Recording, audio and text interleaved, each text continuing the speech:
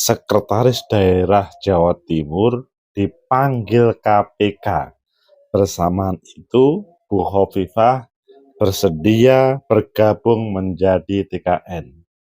Bagaimana menurut kalian? Apakah ini murni penegakan hukum atau maksudnya Bu Hovifah ada sesuatu sehingga sebagai bla bla bla bla? Bagaimana menurut kalian? Menurut analisis saya,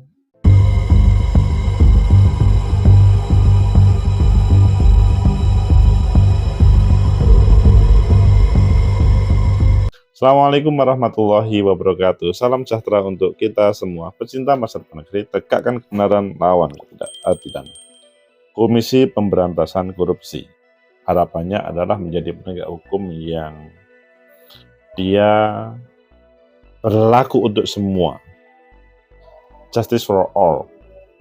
Tidak tebang pilih atau tidak tajam ke bawah, kemudian ke atas tidak tajam. Ayo kita baca di beberapa media terkait dengan bersamanya Bu Hovifah gabung tim TKN, yaitu Sekda dipanggil KPK terkait dengan korupsi beras. Ini pasti orang mempunyai spekulasi beberapa pemikiran. Ayo kita baca dulu, nanti kita bahas sebenarnya bagaimana posisinya dan bagaimana jalan keluarnya. Pertama kita baca di Kompas, TKN Prabowo Gibran respon rumor Hovifah gabung terkait Sekda Jatim dipanggil KPK. Ini katanya. Kemudian di tempat lain, di kantor berita politik Republik Merdeka, Hovifah dukung Prabowo Gibran saat Sekda Jatim diperiksa KPK. Dan di Detik, KPK panggil Sekda Jatim di kasus korupsi beras Kemensos. Kalau kita melihat di Kompas lainnya, Hovifah jadi Dewan Pengarah dan juru kampanye di TKN Prabowo Gibran. Berikut tugasnya. Dan terakhir kita baca di Detik, TKN Prabowo Gibran yakin dukungan Hovifah bakal jadi game changer. Kalian pilih yang mana? Oke, kita pilih yang Merdeka dahulu, dan selanjutnya nanti kita gabungkan semuanya. Kantor Berita Politik, Hovifah dukung Prabowo Gibran saat Sekda Jatim diperiksa KPK. Ini pasti mempunyai hal yang beragam. Republik Merdeka, Gubernur Jawa Timur Hovifah Indar Parawansa resmi mendukung Prabowo Gibran pada Pilpres 2024. Di hari yang sama, Hovifah mengumumkan dukungan Sekda Pemprov Jatim Adi Karyono diperiksa Komisi Pemberantasan Korupsi KPK. Jadi ini yang kemudian menjadi spekulasi pemikiran. Dari pagi hingga siang hari, KPK memeriksa Adi Karyono yang juga mantan Kepala Biro Perencanaan Kemensos 2020. Adi diperiksa untuk dugaan korupsi penyaluran bantuan sosial, bansos beras untuk keluarga penerima manfaat, program Keluarga Harapan PKH 2020-2021 di Kementerian Sosial. Juru bicara bidang penindakan dan kelembagaan KPK Ali Fikri mengatakan, hari ini Rabu pihaknya memanggil 6 saksi untuk tersangka Muhammad Kuncoro Wibowo dan kawan-kawan. Selain Adi, KPK juga memanggil Hartono Laras, mantan Sekretaris Jenderal Kemensos, dan Erik Kosari selaku swasta. Selanjutnya Irfan Suhadi, staf grup Damen Lidah Berkah, Meta Arista Supardi, Wong Karen selaku wira swasta, dan Said Agus Putra selaku Direktur PT Mitra Energi Persada Tbk. Kemudian kalau kita hubungkan dengan pemberitaan yang lain di Kompas, Hovifah jadi Dewan Pengarah dan juru bicara tim kampanye TKN Prabowo Gibran, berikut tugasnya. Ini kalau di Kompas, bahwa Bu Hovifah menyatakan mendukung dan bersedia menjadi tim Sekretaris TKN Nusron Wahid mengatakan Khofifah menjadi Dewan Pengarah TKN. Jadi pembentukannya tidak mulai dari awal. Nusron menyebut bahwa Dewan Pengarah TKN beranggotakan para ketua umum partai politik Koalisi Indonesia Maju dan beberapa tokoh sentral yang mengendalikan dan menjadi bahan pertimbangan serta membuat garis program TKN. Selain itu, Khofifah menjadi juru kampanye Jurkam Tim Nasional. Nusron mengatakan berdasarkan SK per 21 Januari 2024 bertepatan dengan debat keempat Pilpres 2024. SK-nya sudah dibuat, namun SK-nya mungkin akan efektif mulai tanggal 21 Januari. Alhamdulillah karena itu Khofifah bergabung sama-sama dengan kami di TKN, kata Nusron. Pencinta masa depan negeri, tegakkan kebenaran, lawan ketidakadilan. Itu pemberitaan yang sekali lagi yang ada di Kompas pun judulnya juga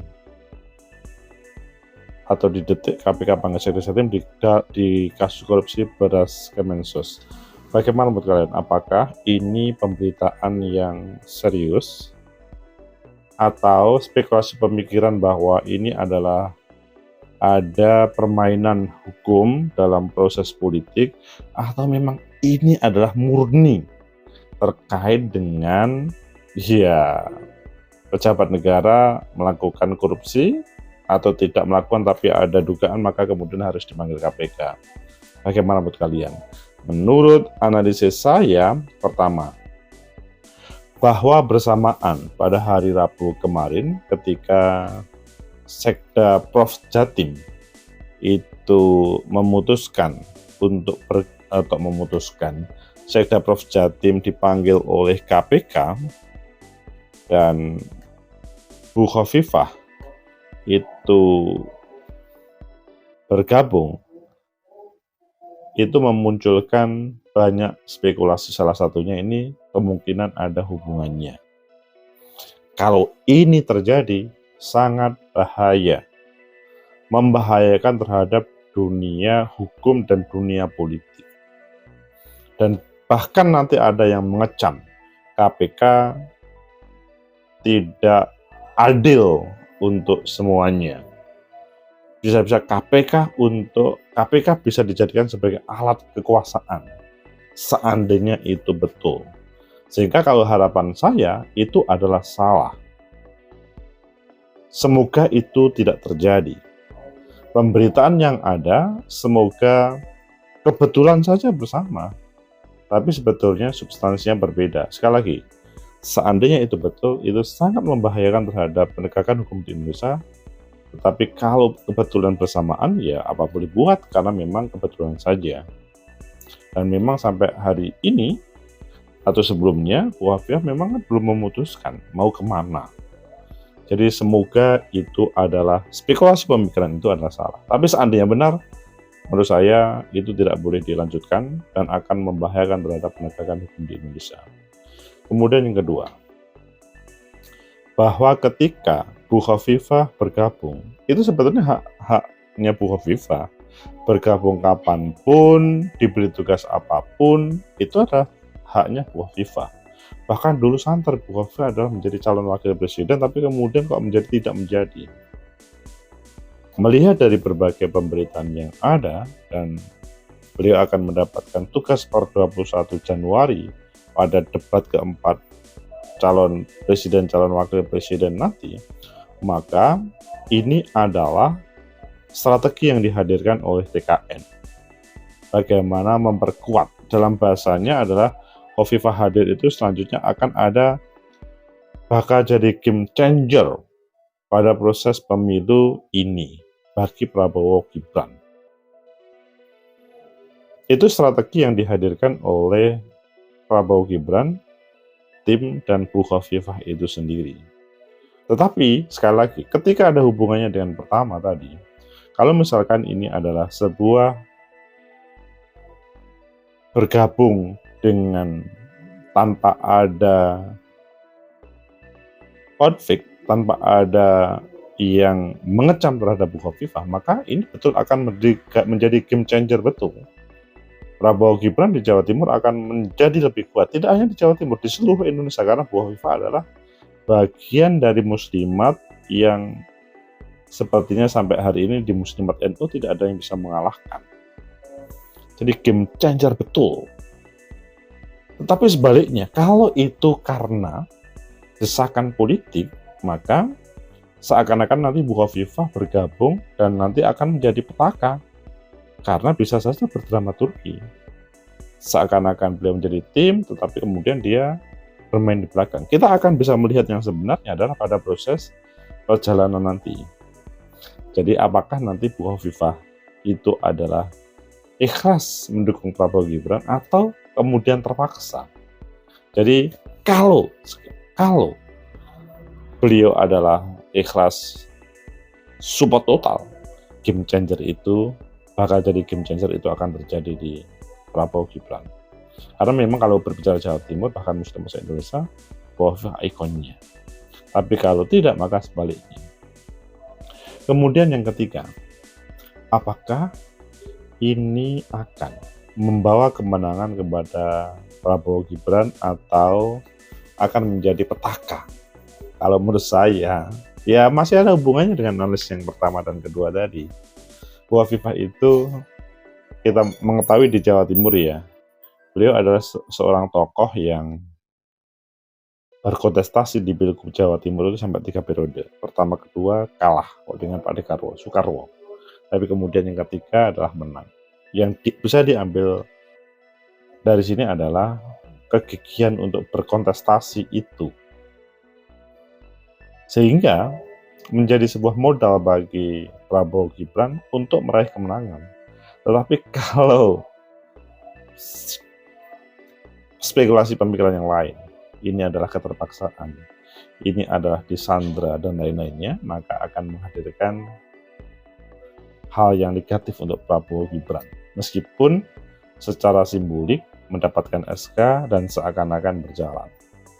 Ya, kita semua akan bisa melihat prosesnya nanti.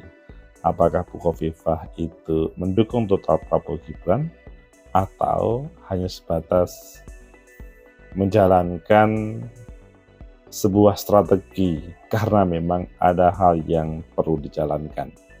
Kita lihat bagaimana pada 21 Januari nanti, selanjutnya pada hari-hari kampanye sampai 10 Februari, dan bagaimana nanti beliau pada 14 Februari itu tetap menjadi bagian dari TKN atau sebaliknya.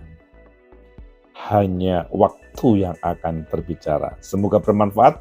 Like, subscribe, comment, and share. Sampai jumpa.